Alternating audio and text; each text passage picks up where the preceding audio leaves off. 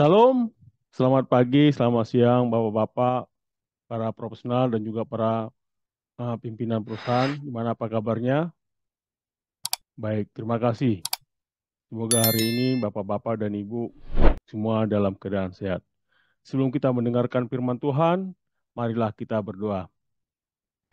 Ya Tuhan Bapak, pada hari ini Tuhan kami mengucapkan terima kasih kepadamu Tuhan, karena Engkau telah beserta dengan kami. Ya Tuhan Bapak, selagi kami akan mendengarkan firman-Mu, ajari kami Tuhan, supaya kami dapat menyampaikan firman-Mu ini dengan baik ya Tuhan. Dan suruhlah roh kudus-Mu ya Tuhan, agar kami bisa, hati kami masing-masing bisa memahaminya dengan bantuan roh kudus-Mu ya Tuhan. Ya Tuhan Bapa, terpujilah nama-Mu, demi nama anak-Mu, Kristus Yesus Tuhan kami. Amin. Nas kita hari ini diambil dari Yesaya 6 ayat 1 sampai 8. Demikianlah bunyinya. Yesaya mendapat panggilan Allah.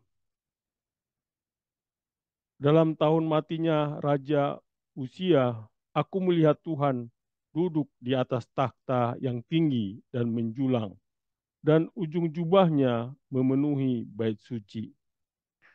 Para serafim berdiri di sebelah atasnya, masing-masing mempunyai 6 sayap. 2 sayap dipakai untuk menutupi muka mereka, 2 sayap dipakai untuk menutupi kaki mereka, dan 2 sayap dipakai untuk melayang-layang.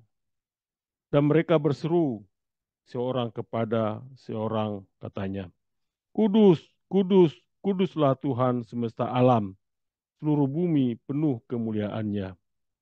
Maka bergoyanglah alas ambang pintu disebabkan suara orang yang berseru itu, dan rumah itu pun penuhlah dengan asap. Lalu kataku, celakalah aku binasa, sebab aku ini seorang yang najis bibir, dan aku tinggal di tengah-tengah bangsa yang najis bibir, namun mataku telah melihat Sang Raja, yakni Tuhan semesta alam. Tetapi seorang daripada serapim itu terbang mendapatkan aku. Di tangannya ada bara, yang diambilnya dengan sepit dari atas mezbah. Ia menyentuhkannya kepada mulutku serta berkata, Lihat, ini telah menyentuh bibirmu, maka kesalahanmu telah dihapus dan dosamu telah diampuni. Lalu aku mendengar suara Tuhan berkata, Siapakah yang akan kuutus dan siapakah yang mau pergi untuk aku? Maka sautku, ini aku, utuslah aku. Demikianlah firman Tuhan, berbahagialah orang yang mendengarnya dan memeliharanya. Amin. Saudara-saudara yang terkasih di dalam nama Tuhan Yesus, setelah mendengarkan, membaca firman Tuhan dari Yesaya 1 sampai 8 ini, di mana disebutkan Yesus mendapat panggilan Allah. Nah, di sini kita bisa belajar juga sebagai seorang pemimpin dan seorang profesional. Di sini kita melihat di sini bahwa bagaimana menjadi seorang pemimpin memberi penghormatan kepada otoritas yang lebih tinggi. Dan bagaimana bapak-bapak juga bisa melakukan responsif terhadap panggilan tugas. Apakah bapak-bapak telah melakukan hal tersebut? Saudara-saudara yang terkasih dalam nama Tuhan Yesus, saya coba mengambil dari seorang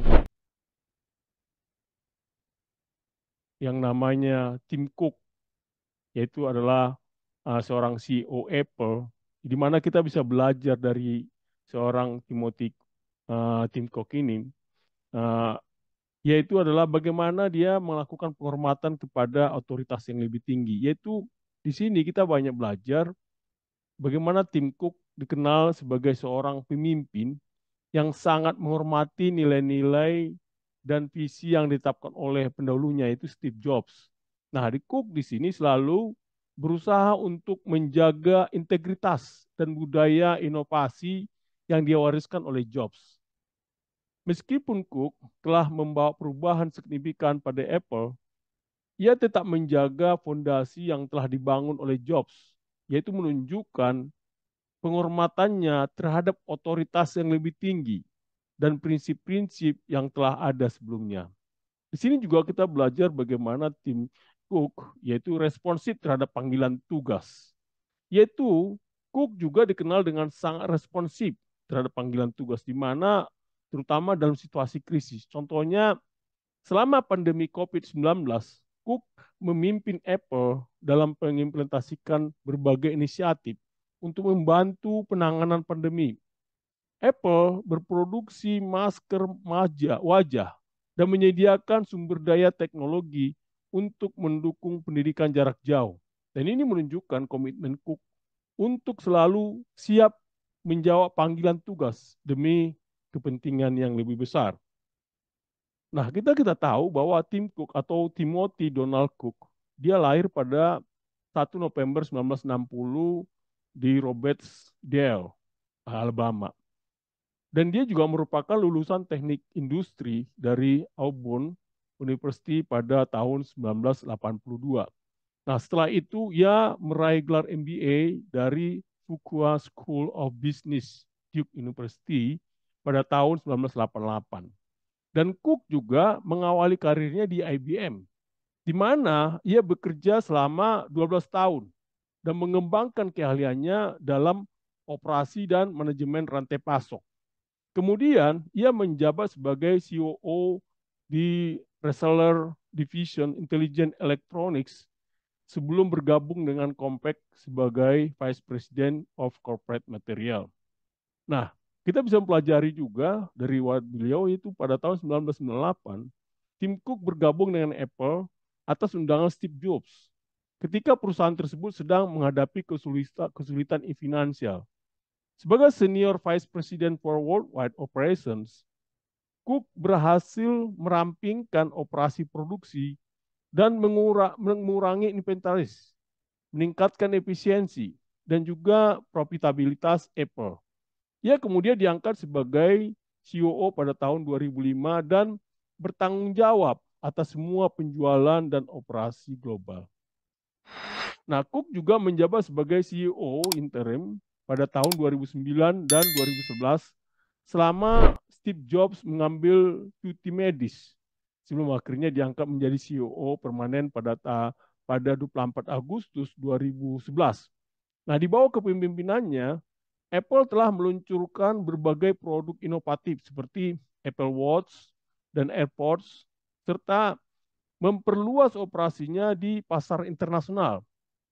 Cook juga menekankan keberlanjutan tanggung jawab sosial dan keberagaman, menjadikannya salah satu pemimpin korporat paling dihormati di dunia. Lalu sebagai seorang pemimpin yang dihormati dan sukses, kita banyak belajar bagaimana pandangan dan prinsip yang membentuk gaya kepemimpinannya di Apple.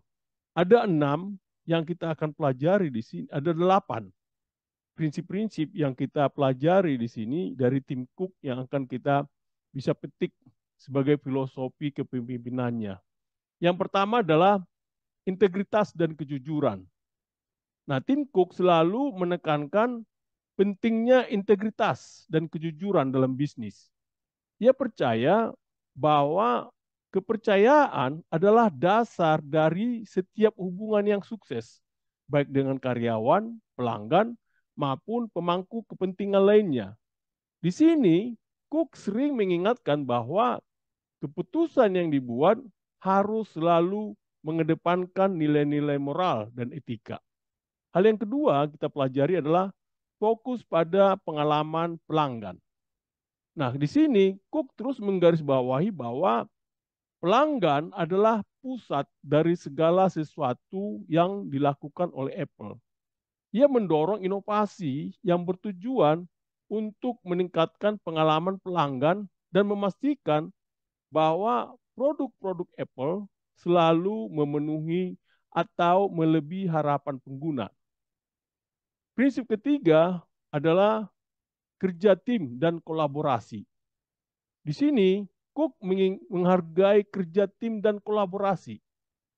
Dia percaya bahwa keberhasilan Apple adalah hasil dari kolaborasi lintas fungsi yang efektif dan semangat tim yang kuat.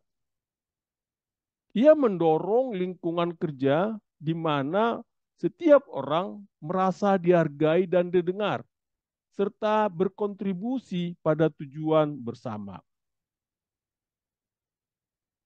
Filosofi keempat dalam pembelajaran yang di Tim Cook adalah keberlanjutan dan tanggung jawab lingkungan.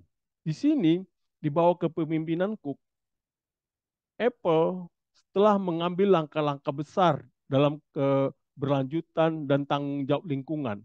Nah, Cook menekankan bahwa perusahaan harus memainkan peran aktif dalam menjaga planet ini dan berkomitmen untuk menjadi netral karbon.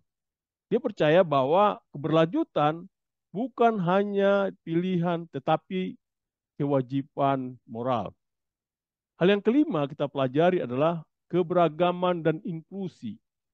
Di sini Cook adalah advokat kuat untuk keberagaman dan inklusi di tempat kerja.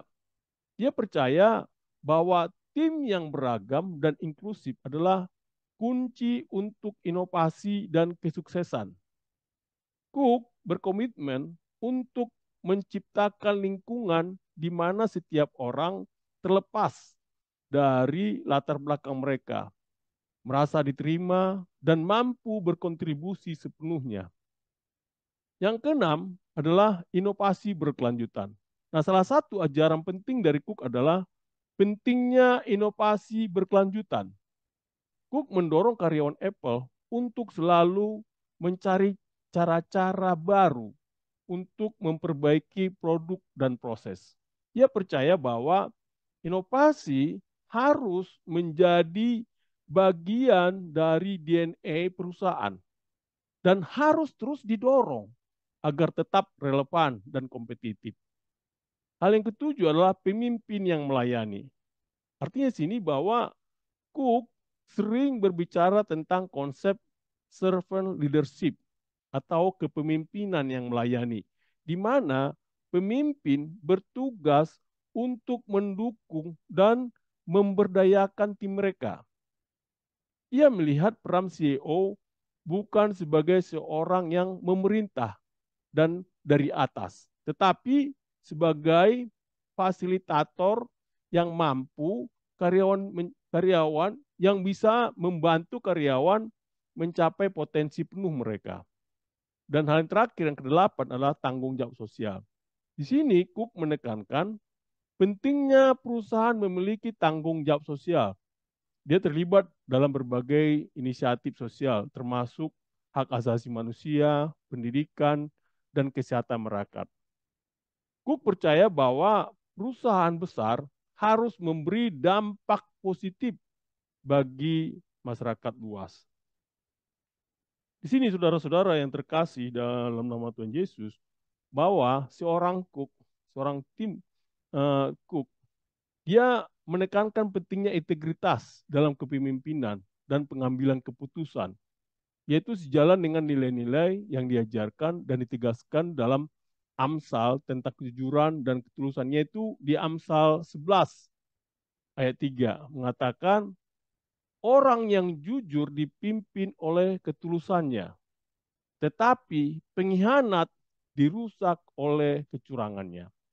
Juga kita bisa belajar juga mengenai tim Cook itu adalah tentang kejujuran dan transparansi yang selalu dipegang oleh tim Cook sebagai pemimpin yang mencerminkan panggilan untuk membuang dusta dan berbicara kebenaran seperti yang diajarkan dalam Efesus, yaitu Efesus 4 ayat 25 mengatakan, karena itu buanglah dusta dan berkatalah benar seorang kepada yang lain, karena kita adalah sesama anggota. Saudara-saudara yang terkasih dalam nama Tuhan Yesus, kita bisa melihat bagaimana relevansi dari seorang Tim Cook di dalam sebagai contoh bagaimana kita bisa mempelajari dari kitab Yesaya ini. Nah, kita bisa melihat bahwa kitab Yesaya adalah salah satu kitab nabi besar dalam Perjanjian Lama. Dan kita tahu bahwa Yesaya adalah seorang nabi yang hidup pada abad ke-8 sebelum Masehi di kerajaan Yehuda. Dan dia dipanggil oleh Allah untuk menyampaikan pesan-pesan penghakiman dan pengharapan kepada umat Israel dan bangsa lainnya. Dan di pasal 6, kita bisa lihat bahwa kitab Yesaya ini merupakan bagian penting karena berisi panggilan Yesaya menjadi nabi. Berikut adalah kita bisa lihat dari ayat 1, yaitu tentang tahun kematian Raja Uzia.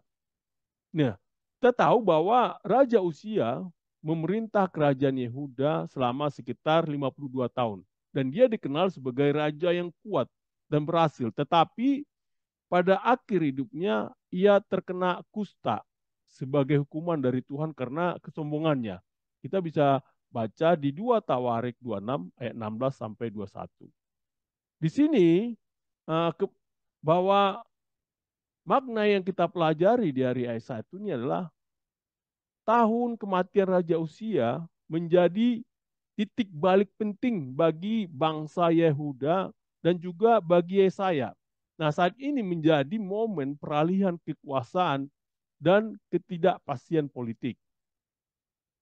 Dan di ayat 1 sampai 4, kita bisa melihat di situ tentang penglihatan tentang Allah, yaitu Yesaya melihat Tuhan duduk di takhta yang tinggi dan mulia, yaitu dia menggambarkan kekuasaan dan kemuliaan Allah yang tak tertandingi. Kita bisa lihat di ayat itu mengenai serafim. Serafim adalah makhluk surgawi ini berdiri sekitar Allah, masing-masing memiliki 6 sayap dan memuliakan Allah dengan mengatakan, kudus, kudus, kuduslah Tuhan semesta alam, seluruh bumi penuh kemuliaannya. Nah, di sini setelah mendengarkan itu, getaran ambang pintu dan rumah yang penuh dengan asap, yaitu melambangkan adanya kekudusan dan kemuliaan Tuhan yang menggetarkan. Nah, di ayat 5, kita mempelajari tentang kesadaran dosa Yesaya. Nah, di sini, dalam pengakuan Yesaya ini, dia menghadapi kekudusan Allah. Yesaya menyadari dosanya dan dosa bangsanya. Ia berkata, celakalah aku binasa, sebab aku ini seorang yang najis bibir, dan aku tinggal di tengah-tengah bangsa yang najis bibir. Namun mataku telah melihat Sang Raja, Tuhan semesta alam. Yaitu kita bisa pelajari di sini, artinya adalah bahwa pengakuan dosa ini penting. Karena menunjukkan bahwa Yesaya merasa tidak layak di hadapan Allah yang kudus. Nah, di ayat 6 sampai 7 kita mempelajari mengenai penyucian Yesaya, yaitu tentang batu bara dari mezbah. Di sini kita tahu bahwa salah satu serafim mengambil bara dari mezbah dengan penjepit dan menyentuhkannya ke bibir Yesaya, simbol penyucian dan pengampunan dosa. Lalu di sini kita tahu serafim berkata, kesalahanmu telah dihapus dan dosamu telah diampuni. Ini menandakan bahwa Yesaya telah disucikan dan dipersiapkan untuk tugas kenabiannya. Nah, di ayat 8 kita lihat di sini adalah panggilan dan tanggapan Yesaya. Di sini kita lihat panggilan Tuhan. Tuhan bertanya, siapakah yang akan kuutus? Dan siapakah yang mau pergi untuk aku? Nah, dengan keyakinan penuh dan kesediaan, Yesus menjawab, ini aku, utuslah aku. Nah, artinya di sini bahwa ini adalah momen penting di mana Yesaya menerima panggilan kenabiannya dan menyatakan kesiapannya untuk melayani Tuhan. Lalu bagaimana kita mempelajari ini sebagai seorang profesional maupun seorang pemimpin perusahaan? Kita bisa mempelajari dari Yesaya 6 sampai 8 ini dari konteks kepemimpinan dan manajemen ya dulu adalah transisi dan kepemimpinan, di mana sama seperti Yesaya yang dipanggil pada masa transisi, para pemimpin sering dihadapkan pada perubahan signifikan dalam organisasi. Nah, penglihatan Yesaya mengingatkan pentingnya memiliki visi yang jelas dan memahami konteks yang lebih besar dalam pengambilan keputusan. Hal yang kedua dari kita pelajari adalah kekuasaan dan tanggung jawab. Di sini bahwa penggambaran Tuhan di atas takhta mengingatkan para pemimpin bahwa kekuasaan yang mereka miliki datang dengan tanggung jawab yang besar. Kekuasaan harus dijalankan dengan integritas dan kesadaran akan dampaknya terhadap orang lain.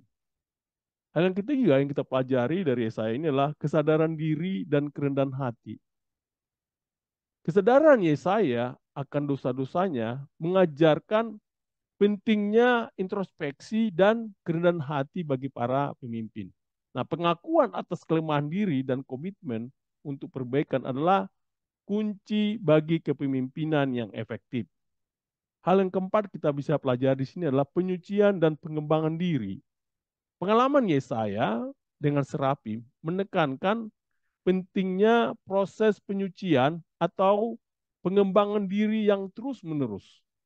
Bapak-bapak sebagai profesional maupun sebagai pemimpin perlu terus belajar, berkembang, dan memperbaiki diri untuk memimpin dengan lebih baik. Hal yang kelima, kita adalah panggilan dan tanggapan aktif, yaitu tanggapan Yesaya terhadap panggilan Tuhan menunjukkan sikap proaktif dan keberanian. Nah, bapak-bapak sebagai seorang profesional maupun seorang pemimpin harus siap untuk mengambil tanggung jawab dan bertindak ketika diperlukan, menjawab tantangan dengan kesiapan dan ketegasan.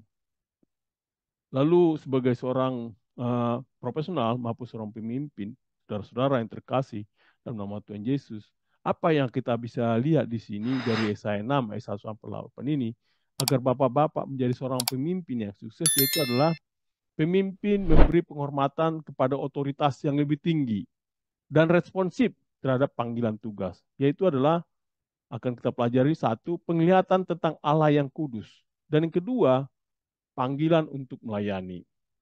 Nah, yang pertama adalah penglihatan tentang Allah yang kudus. Kita pelajari di Yesaya 6 ayat 1 sampai 4. Di ayat 1 mengatakan bahwa dalam Tuhan, dalam tahun matinya Raja Usia, aku melihat Tuhan duduk di atas takhta yang tinggi dan menjulang, dan ujung jubahnya memenuhi bait suci. Nah, kita belajar di sini bahwa ini menandai waktu kejadian tersebut sekitar tahun 740 sebelum Masehi. Kematian Usia menanda akhir dari masa pemerintahan yang panjang dan stabil, juga menunjukkan transisi penting dalam sejarah Israel. Di sini kita lihat bahwa Yesus mengalami visi langsung tentang Tuhan, yaitu melihat Tuhan di takhta menunjukkan kekuasaan dan kemuliaannya. Di sini juga di ayat 1 ini menggambarkan supremasi dan kekudusan Tuhan. Nah, di ayat 1 ini juga kita bisa lihat ujung jubahnya memenuhi bait suci. Artinya ini melambangkan kehadiran dan kemuliaan Tuhan yang memenuhi seluruh tempat ibadah. Nah, kita tahu bahwa tahun kematian Raja Usia yaitu menandai sebuah periode transisi dan ketidakpastian bagi bangsa Israel. Di dalam penglihatan ini, Yesaya melihat Tuhan yang berdaulat, duduk di atas takhta yang tinggi. Ini menunjukkan bahwa Tuhan tetap berkuasa meskipun ada pergantian kepemimpinan duniawi. Artinya di sini bahwa dalam kehidupan sehari-hari, ini mengingatkan kita bahwa meskipun kita mengalami perubahan dan ketidakpastian, Tuhan tetap berdaulat dan berkuasa atas segalanya. Di ayat 2 disebutkan para serafim berdiri di sebelah atasnya. Masing-masing mempunyai 6 sayap. Dua sayap dipakai untuk menutupi muka mereka. Dua sayap dipakai untuk menutupi kaki mereka. Dan dua sayap dipakai untuk melayang-layang. Di sini bahwa serafim itu adalah malaikat yang melayani Tuhan di hadapan tahtanya. Sering dikaitkan dengan api atau cahaya. Dalam arti enam sayap, artinya di sini bahwa dua sayap itu adalah untuk menutupi muka, yaitu menunjukkan penghormatan dan ketakjuban akan kemuliaan Tuhan. Dan dua sayap untuk menutupi kaki adalah simbol kerendahan hati. Dan dua sayap untuk melayang-layang itu adalah kesediaan untuk melayani Tuhan.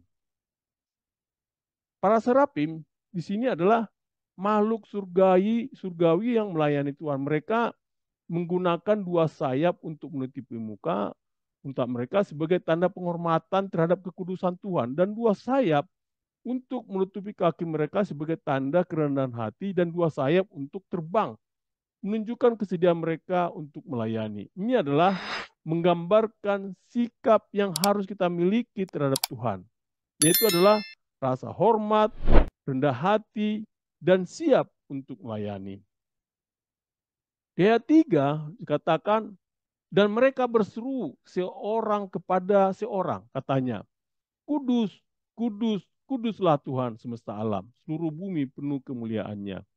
Kudus-kudus ini artinya adalah penekanan 3 kali lipat menunjukkan kekudusan Tuhan yang mutlak dan sempurna. Arti dari Tuhan semesta alam itu adalah gelar yang menunjukkan Tuhan sebagai penguasa atas segala sesuatu. Dan arti seluruh bumi penuh kemuliaannya artinya adalah menggambarkan bahwa kemuliaan Tuhan tidak terbatas pada bait suci, tetapi meliputi seluruh bumi. Nah, kita bisa melihat di sini dengan mengatakan seruan kudus-kudus itu adalah menekankan kekudusan Tuhan. Dan ulangan 3 kali ini menekankan betapa suci dan berbeda Tuhan dari segala ciptaan. Ini artinya adalah mengingatkan kita akan kekudusan Tuhan dan mengajak kita untuk menghormati dan mengagungkan Dia dalam kehidupan kita sehari-hari. Nah, di ayat 4 mengatakan bahwa maka bergoyanglah alas bumi pintu disebabkan suara orang yang berseru itu. Dari rumah itu pun penuhlah dengan asap. Bergoyang alas ambang pintu di sini menunjukkan dampak dan kekuatan dari suara serafim yang memuji Tuhan. Dan rumah penuh dengan asap, itu artinya asap sering melambangkan kehadiran Tuhan seperti di Gunung Sinai. Serta purifikasi dan penyembunyian kekudusan Tuhan dari pandangan manusia yang berdosa. Getaran asap melambangkan kehadiran dan kemuliaan Tuhan yang penuh kuasa. Nah, asap sering digunakan dalam Alkitab untuk melambangkan kehadiran ilahi. Yaitu di sini artinya adalah bahwa ini mengajarkan kita bahwa kehadiran Tuhan adalah sesuatu yang sangat kuat dan penuh kuasa, yaitu mempengaruhi segala sesuatu di sekitarnya. Lalu bagaimana kita menyikapi ini sebagai seorang profesional adalah perlu kita melihat adalah penglihatan kemuliaan Tuhan. Nah, di sini kita mempelajari di ayat 1 sampai 2 ini.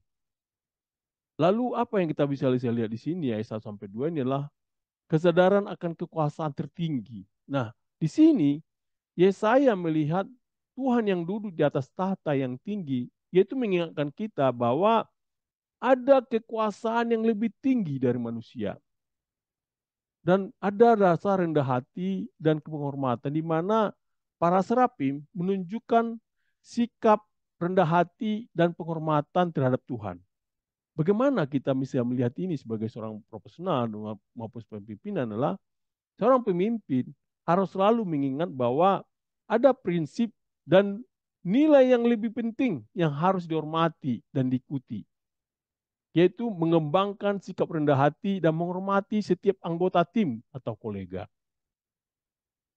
Nah, hal yang kita pelajari juga di sini adalah mengenai kekudusan Tuhan. Nah, kekudusan dan kemuliaan seperti seruan kudus, kudus, kudus, yaitu menekankan kekudusan Tuhan. Juga adanya getaran kehadiran ilahi. Di sini bahwa getaran dan asap menunjukkan kehadiran Tuhan yang nyata dan menggetarkan. Nah, sebagai seorang profesional, hal ini tentu Bapak-bapak dan Ibu perlu menjunjung tinggi integritas dan moralitas dalam setiap tindakan dan keputusan. Yaitu juga bisa membangun lingkungan kerja yang mencerminkan nilai-nilai luhur dan etika. Di sini juga kita pelajari di saya ini 1 sampai 4 yaitu adalah visi tentang kekudusan Allah. Nah, Yesaya melihat Tuhan duduk di atas tahta yang tinggi dan menjulang, yaitu menunjukkan kebesaran dan kekudusan Allah. Para serafim memuliakan Allah dan berkata, kudus, kudus, kuduslah Tuhan semesta alam, seluruh bumi penuh dengan kemuliaan. Nah, di sini kita bisa melihatkan di Wahyu 4 ayat 8.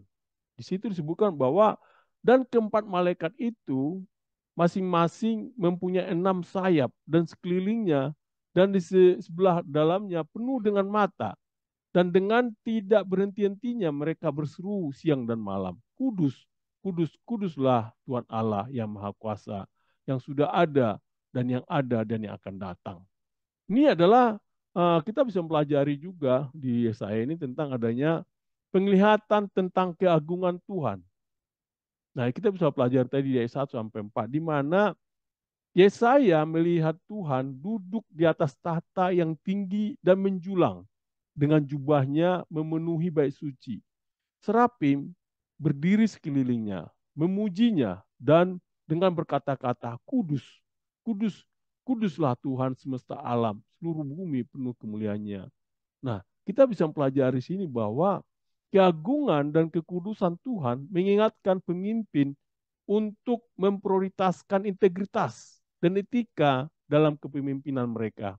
Juga di sini diajarkan bagaimana kesadaran akan otoritas yang lebih tinggi memotivasi pemimpin untuk bertindak dengan rendah hati dan bertanggung jawab. Di sini juga kita pelajari tentang adanya penglihatan tentang kemuliaan Tuhan, yaitu di ayat 1 sampai 4, yaitu di mana Yesaya melihat Tuhan duduk di atas tahta yang tinggi dan agung, yaitu menggambarkan kemuliaan dan kekuasaan Tuhan. Di sini serapi memuji Tuhan dengan kata-kata, kudus, kudus, kuduslah Tuhan semesta alam, menekankan kekudusan dan kebesaran Tuhan. Nah, sebagai seorang pemimpin, bapak-bapak harus menyadari dan menghormati kekuasaan yang lebih penting, yaitu spiritualitas, dan memiliki visi yang mulia untuk memandu tindakan bapak dan ibu. Di sini juga kita bisa melihat bapak-bapak sebagai profesional adalah penglihatan tentang Allah yang kudus. Yaitu di ayat 1 sampai 4 ini kita mempelajari bagaimana dia serapim berdiri atasnya masing-masing dengan 6 sayap, yaitu berkata kudus kuduslah Tuhan semesta alam. Ini perlu kita lihat adalah penghormatan pada otoritas yang lebih tinggi. Nah, sebagai seorang pemimpin, bapak-bapak dan ibu penting untuk memiliki kesadaran akan otoritas dan nilai-nilai yang lebih tinggi yang kita junjung. Ini mengajarkan kita untuk memiliki kerendahan hati dan menghormati prinsip-prinsip etika dan moral dalam kepemimpinan. Seperti tertulis di dalam Matius 5 ayat 16 mengatakan demikian. Demikianlah hendaknya terangmu bercahaya di depan orang, supaya mereka melihat perbuatanmu yang baik dan memuliakan Bapamu yang di surga. Juga di Matius 23 ayat 12 mengatakan, dan barang siapa meninggikan diri, ia akan direndahkan. Dan barang siapa merendahkan diri, ia akan ditinggikan. Saudara-saudara yang terkasih dalam nama Tuhan Yesus, yang kedua adalah panggilan untuk melayani. Ini kita pelajari lihat di Yesaya 6 ayat 8. Yesaya 6 ayat 8 mengatakan, lalu aku mendengar suara Tuhan berkata, siapakah yang akan kuutus? Dan siapakah yang mau pergi untuk aku? Maka sautku, ini aku, utuslah aku. Nah, kita pelajari di sini ada suara Tuhan, yaitu adalah panggilan langsung dari Tuhan untuk misi khusus. Kata-kata siapakah yang akan kuutus? Ini adalah pertanyaan yang menantang dan terbuka. Dan kata-kata ini aku, utuslah aku. Ini adalah respon sukarela Yesaya menunjukkan kesediaannya untuk melayani Tuhan setelah pengalamannya dimurnikan dan diampuni. Nah, kita bisa pelajari sini bahwa setelah mengalami pemurnian, Yesaya mendengarkan panggilan Tuhan untuk mencari seseorang yang bersedia diutus. Yesaya dengan sukarelanya menanggapi panggilan itu. Di sini ia mengajak kita untuk siap dan bersedia merespons panggilan Tuhan dalam hidup kita, melayani dan menjadi utusannya di dunia ini. Nah, bagaimana kita mempelajarinya dalam kehidupan kita sehari-hari? Hal yang kita bisa lihat adalah di ayat 8 ini panggilan dan tanggapan. Ini kita perlu tahu bahwa panggilan untuk tugas ini Tuhan memanggil dan mencari orang yang bersedia menjalankan tugasnya. Di sini Yesaya dengan sukarela menanggapi panggilan Tuhan. Nah, sebagai seorang profesional dan juga seorang pemimpin, bapak-bapak dan ibu harus selalu siap untuk menerima tantangan baru dan bersedia dan bertindak sebagai agen perubahan. Nah, bapak-bapak sebagai pemimpin, jadilah pemimpin yang proaktif dan bersedia melayani demi kebaikan bersama. Hal yang perlu pelajari juga di ayat 8 ini adalah panggilan untuk pelayanan. Di sini kita bisa tahu bahwa di sini disebutkan bahwa seperti yang tertulis di Matius 28 ayat 19-20 seperti demikian. Karena itu pergilah, jadikanlah semua bangsa muridku dan baptislah mereka dalam nama Bapa dan Anak dan Roh Kudus dan ajarlah mereka melakukan segala sesuatu yang telah kuperintahkan kepadamu.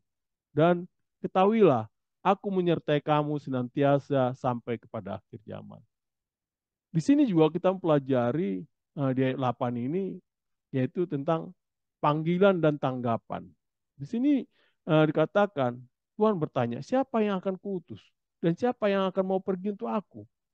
Lalu Yesaya menjawab, ini aku utuslah aku. Artinya di sini bahwa sebagai seorang pemimpin, pentingnya kesiapan dan keberanian untuk menjawab panggilan dan tanggung jawab kepemimpinan. Pemimpin harus bersedia melayani dan mengambil peran aktif dalam menjalankan visi dan misi organisasi. Di sini Bapak-bapak dan Ibu juga kita mempelajari di ayat 8 ini adalah tentang panggilan untuk melayani, yaitu bahwa seorang pemimpin harus siap dan bersedia untuk mengambil tanggung jawab dan tantangan baru, yaitu menunjukkan komitmen dan dedikasi terhadap visi dan misi organisasi. Sebagai pendukung, di sini dapat kita pelajari, dia itu yang tertulis di uh, Matius 20 ayat 26 sampai 28. Demikian bunyinya. Tidaklah demikian di antara kamu. Barang siapa ingin menjadi besar di antara kamu, hendaklah ia menjadi pelayanmu.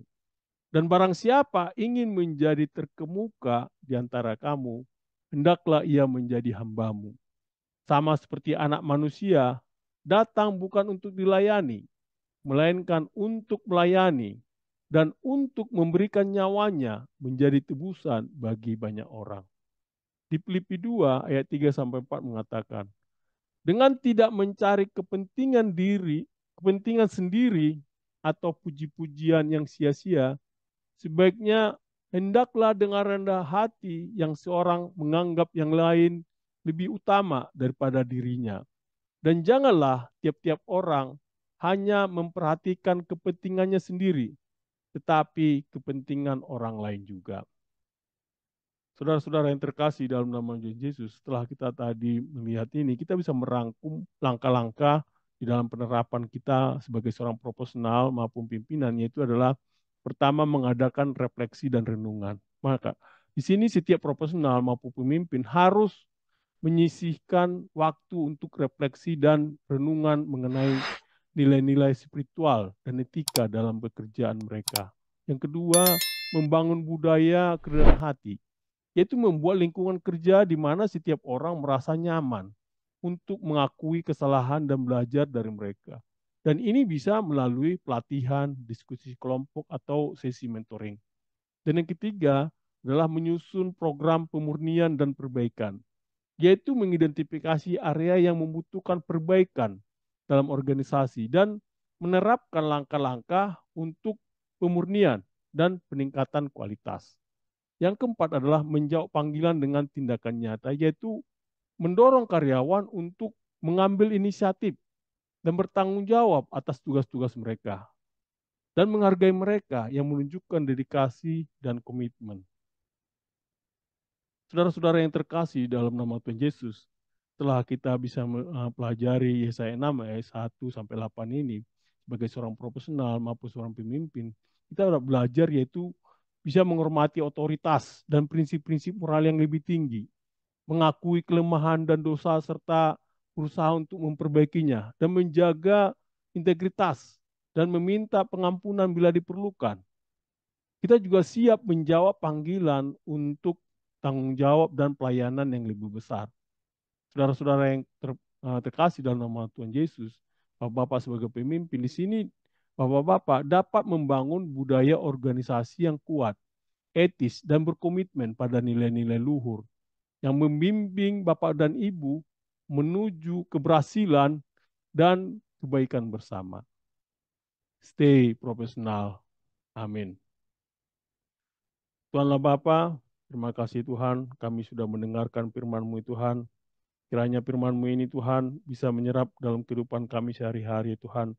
Ajari kami Tuhan, supaya kami bisa menanggung dan siap dalam kesiapan kami sebagai seorang profesional seperti Yesaya ya Tuhan, yang siap Engkau utus menjadi seorang nabi ya Tuhan. Dan kami juga ajari kami Tuhan, supaya selalu siap dalam kehidupan kami, dalam pemimpinan dan juga profesional kami Tuhan. Terpujilah namamu, dalam nama anakmu, Kristus Yesus Tuhan kami. Amin.